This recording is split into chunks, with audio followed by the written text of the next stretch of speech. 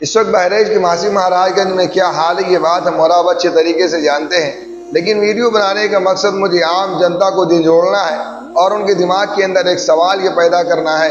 और मैं ज़रूर ये कोशिश करूँगा कि हर एक जनता के अंदर, चाहे वो हिंदू या मुस्लिम हो, ये सवाल उनके दिमाग में मैं छोड़ करके जाऊँ कि मेरे भाइयों, आप उस मामले को हिंदू मुस्लिम के नज़रिए से हटकर हिंदू मुस्लिम की आयनक को उतार करके भड़काऊ भाषण देने वाले नेताओं के नज़रिए से देखें तो ये बात आपको ज़्यादा और जल्दी समझ में आ जाएगी कि इसमें आम जनता का फ़ायदा है या उन नेताओं का फ़ायदा है।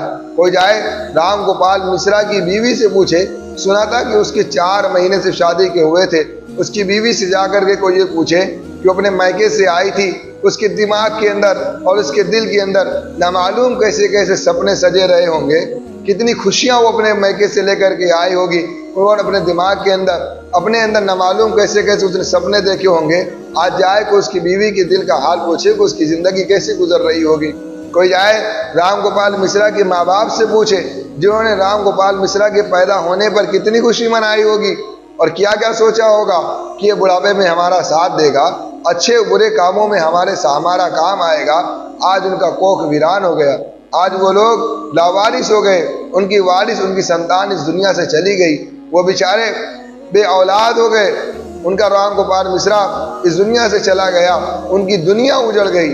कोई जाए उनके भाइयों से पूछे कि तुम्हारे अपने भाइयों के साथ एक मिट्टी के ऊपर खेलते थे, ज़मीन के ऊपर आसमान के नीचे एक छत के नीचे रह रहे थे, वो भाई तुमसे बिछड़ गया, तुम्हारी ज़िंदगी का क्या हाल होगा। वो जाहिर यही कहेंगी हमारी दुनिया उजड़ गई। कोई जाए मुसलमानों के इलाके, अब आप जरा इधर आइए, जिन्होंने राम गोपाल मिश्रा को कत्ल किया है, अब कोई जाए इनके घर का हाल तो देखे। न इन्हें खाना अच्छा लग रहा होगा, न इन्हें पीना अच्छा लग रहा होगा, न इन्हें चैन सुकून की नींद आ रही होगी, ये हर वक्त डर में रहते होंगे, हर वक्त ये खतरा महसूस कर रहे होंगे। कुल मिलाकर के मेरे भाइयों, बात असल यही है कि आम जनता का कोई फायदा नहीं है। बेचारे पुलिस वाले वो भी दिन रात, न दिन को दिन समझ रहे हैं, न रात को रात समझ रहे हैं, न भूख को भूख समझ रहे हैं, न प्यास को प्यास समझ रहे हैं, न वो अपने आराम को आराम समझ रहे हैं, बल्कि वो भी बेचारे आजकल रोड के चक्कर काट रहे हैं कि कहीं झगड़ा ना हो जाए, कहीं लड़ाई ना हो जाए। आम जनता की सुरक्षा के लिए वो कैसे मेहनत कर रहे हैं, वो भी चाहते हैं कि हम सुकून की नींद सोएं, अच्छा अच्छा खाएं, अच्छा अच्छा पिएं, लेकिन अब वो क्या करें।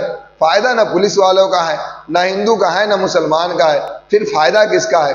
मेरे भाइयों, ये असल बात है जो मैं और आपको सोचने की जरूरत है। फायदा उसका है जो हर भाषण में और एक एक रैली में लाखों लाख रुपया खर्च करके हजारों का मजमा जमा करने के बाद उनके भाषण में सिर्फ यही रहता है, हिंदू मुस्लिम हिंदू मुस्लिम। अब मेरे भाइयों जरा सोचे कि जो अपने रैली में लाखों लाख रुपया खर्च करते हों, हजारों का मजमा जमा करने के बाद, हजारों की जनता जमा करने के बाद बात सिर्फ यही रहती हो कि हिंदू मुस्लिम। और जब उनकी मेहनत इतनी रहती है और जब वो अपने मिशन में वो कामयाब हो गए, उनका मिशन सक्सेसफुल हो गया, तो मेरा फायदा किसको हुआ? उन लोगों को फायदा होता है जो अपने हर बयान में भड़काऊ भाषण देते रहते हैं, जो आपस में हमें और आपको लड़ाते रहते हैं।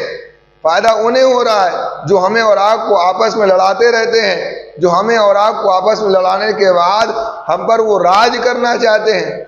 वो कुर्सी पर बैठे इसी वजह से हैं कि हम और आप आपस में लड़ रहे हैं। फायदा उन्हें हो रहा है। न सुकून की नींद हम सो रहे हैं, न सुकून की नींद आप सो रहे हैं। सुकून की नींद तो वो सो रहे हैं जो हर वक्त हमें और आपको लड़ाने के फिराक में रहते हैं।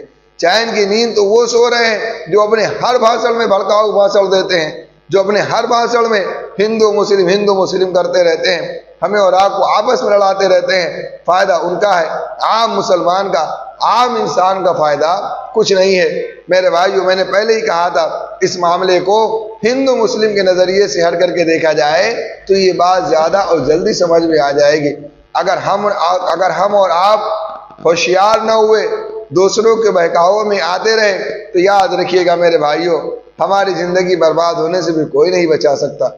हमें और आपको आपस में इत्तिहाद कायम करना होगा, आपस में मोहब्बत कायम करनी होगी, अमन और भाईचारगी का पैगाम लाना होगा, तब जाकर के हम और आप सुकून वाली जिंदगी गुजारेंगे।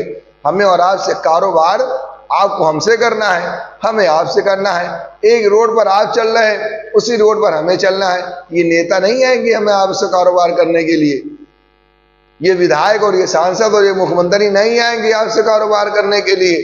कारोबार हमें और आपको एक दूसरे से करना है, मेल जोल हमें और आपको एक दूसरे से रखना है। फिर ये मेरे भाइयों, हम किसी के भड़काव में हरगिज ना आए। अगर आ जाएंगे सबसे ज्यादा नुकसान हमें ही हो।